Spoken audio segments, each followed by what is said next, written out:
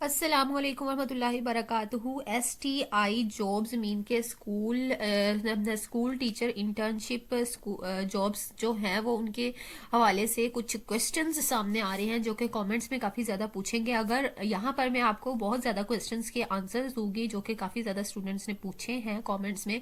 उन कमेंट्स में पूछे गए क्वेश्चंस के अलावा अगर आपके माइंड में, अब एक दफ़ा तसल्ली से ये वीडियो सुन लीजिएगा, अगर इसके अलावा आपके माइंड में कोई भी क्वेश्चन आ रहे हैं तो आप काइंडली कमेंट्स में ज़रूर बताइएगा, आपको हर आपके सवाल का जवाब दिया जाएगा। तो फर्स्ट सवाल क्या है कि STI भर्ती के हवाले से कुछ अहम सवाल। पहला सवाल क्या है कि ऑनलाइन अप्लाई कब स्टार्ट होगा।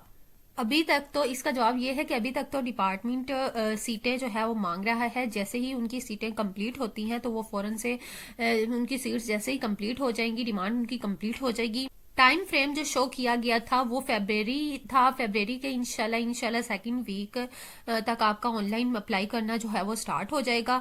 तो इस बात की टेंशन नहीं लेनी कि ऑनलाइन अप्लाई कब स्टार्ट होगा। ऑनलाइन अप्लाई इंशाल्लाह फेब्रवरी के सेकंड वीक में स्टार्ट हो जाएगा। उससे पहले का जितना भी प्रोसीजर है वो इनका प्रोसीजर चलता रहेगा, फेब्रवरी में स्टार्ट हो जाएगा। तो दूसरा क्वेश्चन देख लेते हैं, क्या एक ही वक्त में एक से ज्यादा स्कूल्स और एक से ज्यादा सीटों पर अप्लाई किया जा सकता है। जी बिल्कुल किया सकता है, किया जा सकता है। एक वक्त में आप एक से ज्यादा स्कूल और एक से ज्यादा सीटों पर अप्लाई कर सकते हैं और ये सारी प्रोसीजर में सारी डेडलाइन बता दी जाएगी कि आपने किस तरह से सारा कुछ करना है। और एक ही वक्त में अगर आपका एक से ज्यादा स्कूल्स में हो जाता है तो जहां पर आपको सूटेबल लगेगा आप वहीं पर ही अपना काम जारी करेंगे। जिस सीट को आप अच्छा समझेंगे आप उसमें उसको वहां पर जाके अपना काम करना शुरू कर देंगे, बाकी सबको फॉरगो कर देंगे। नेक्स्ट हम देख लेते हैं, तीसरा सवाल ये था कि क्या 20 साल से कम उम्र वाले भी अप्लाई कर सकते हैं। जी बिल्कुल नहीं, 20 साल से कम उम्र वाले अप्लाई नहीं कर सकते। 20 साल से 45 साल तक की एज लिमिट उन्होंने बताई हुई है, उस एज लिमिट के दौरान में आप अप्लाई कर सकते हैं। नेक्स्ट ये है कि क्या ये जॉब आर्जी है या कॉन्ट्रैक्ट पर है। ये किसी भी कॉन्ट्रैक्ट पर या आर्जी नहीं है, ये आर्जी जॉब है, ये कॉन्ट्रैक्ट पर नहीं है। और सॉरी, आर्जी जॉब है और ये कॉन्ट्रैक्ट पर नहीं है, ये बिल्कुल ही आर्जी जॉब है। नेक्स्ट वो पूछ लेता है कि इस जॉब का दौरानिया कितना होगा। इस जॉब का दौरानिया जो है वो 9 मंथ का होगा। नेक्स्ट वो पूछ लेते हैं क्या ये जॉब बाद में मुस्तकिल होने के चांस है। बिल्कुल भी नहीं, ये जॉब मुस्तकिल होने के जो है वो चांस नहीं है, 0% चांस है, क्योंकि ये कॉन्ट्रैक्ट पर नहीं है, ये आर्जी जॉब है। ठीक है, 9 मंथ होने के बाद आपको जाना ही पड़ेगा। नेक्स्ट क्वेश्चन जो आया है, तनख्वाह हर महीने मिलेगी कि आखिर में सारी इकट्ठे मिलेगी। ये बहुत ही ज़्यादा इंपॉर्टेंट, बहुत ज़्यादा स्टूडेंट्स का ये क्वेश्चन आया हुआ है। तनख्वाह जो है वो पहले 3 महीने इस प्रोसेस में नहीं मिलती होती और पहले 3 महीने तो प्रोसीजर में ही गुजर जाते हैं और चौथे महीने आपको तनख्वाह मिलती होती है। और चौथे महीने आपकी उस महीने के साथ साथ आपकी पहले 3 मंथ की तनख्वाह भी आपको साथ ही मिल जाया करेगी और टाइमली तनख्वाह मिल जाया करेगी।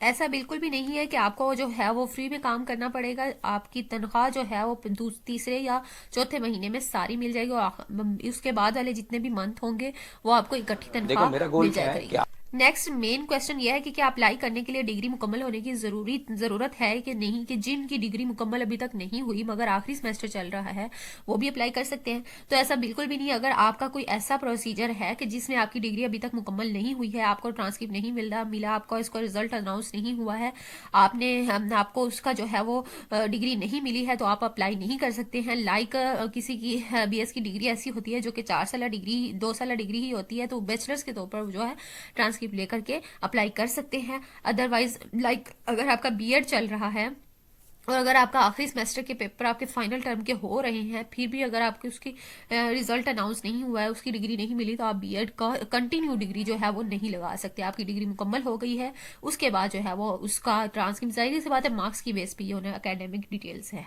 एकेडमिक डिटेल्स पर ही आपका इंटरव्यू जो है वो बेस्ड करता है। तो अनाउंसमेंट और ट्रांसक्रिप्ट मार्क्स के बगैर आप नहीं अप्लाई कर सकते। ठीक हो गया। नेक्स्ट क्वेश्चन, क्या माजूर और अकलीती कोटा अलहदा होगा। जी बिल्कुल, माजूर और अकलीती कोटा भी जो है वो अप्लाई कर सकते हैं और उनके लिए भी ये चांस है। नेक्स्ट क्वेश्चन क्या है, क्या मेल और फीमेल दोनों स्कूल्स में अप्लाई कर सकते हैं। जी बिल्कुल नहीं, मेल मेल स्कूल में अप्लाई करेंगे और फीमेल फीमेल स्कूल में अप्लाई करेंगी। नेक्स्ट देख लेते हैं।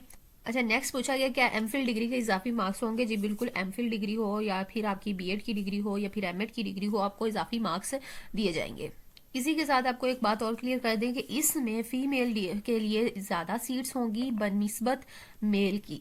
फीमेल की सीट जो है वो ज़्यादा होंगी। नेक्स्ट क्वेश्चन है, क्या इंटरव्यू में अपने सब्जेक्ट के हवाले से सवालात होंगे या फिर जनरल होंगे। तो आपके सब्जेक्ट के हवाले से सवालात ज़्यादा होंगे और जनरल सवालात कम होंगे। आपके अपने सब्जेक्ट के हवाले से तैयारी जो है वो ज़्यादा करके जानी पड़ेगी। ठीक हो गया। नेक्स्ट है, क्या स्पेशल एजुकेशन डिग्री वाले भी एसटीआई के लिए अप्लाई कर सकते हैं? जी बिल्कुल नहीं, स्पेशल एजुकेशन डिग्री वाले अप्लाई एसटी के लिए अप्लाई नहीं कर सकते हैं।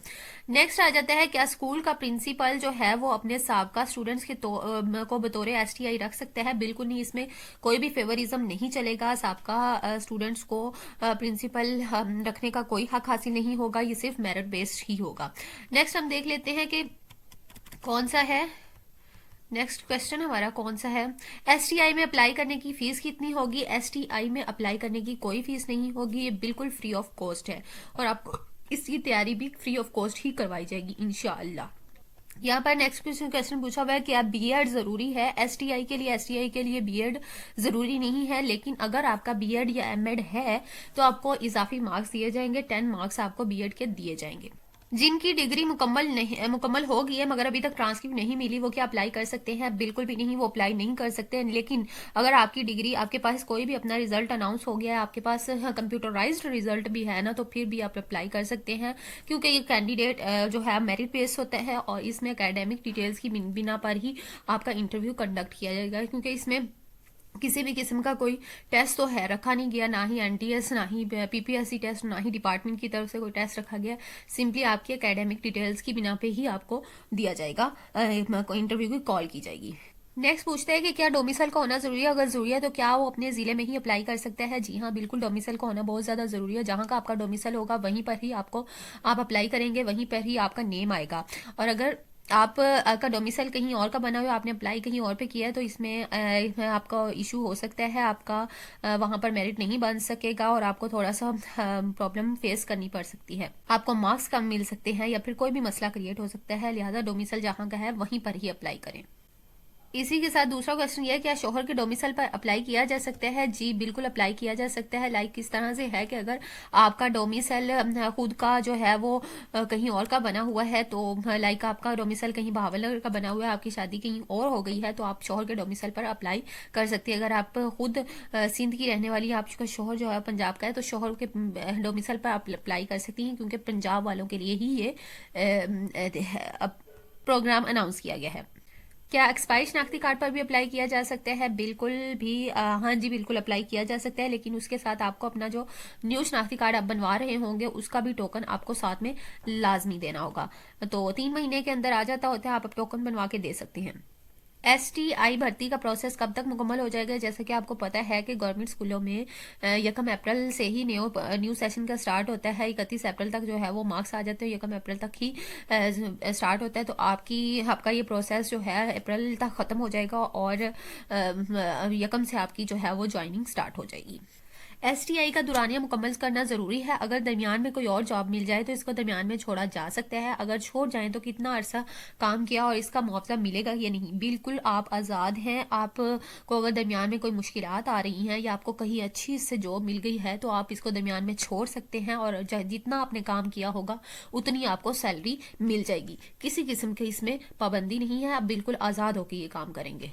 और तकरीबन यही सवालात थे जो कि पूछे गए थे कमेंट्स में, और इनका आंसर मैंने जो है वो कम्प्लीटली डिटेल के साथ आपके साथ वादे कर दिया है। अगर आपके जहन में कोई और इसके अलावा सवाल आ रहा है तो आप काइंडली कमेंट्स में ज़रूर पूछें, आपको इसका ज़रूर जवाब दिया जाएगा। और अगर आपको मेरी वीडियो अच्छी लगी हो तो लाइक एंड सब्सक्राइब जरूर करिएगा, आपको हर एक अपडेट से जो है वो आगाह किया जाएगा। मिलते हैं नेक्स्ट वीडियो, तब तक के लिए इजाज़त दें। अल्लाह हाफिज़।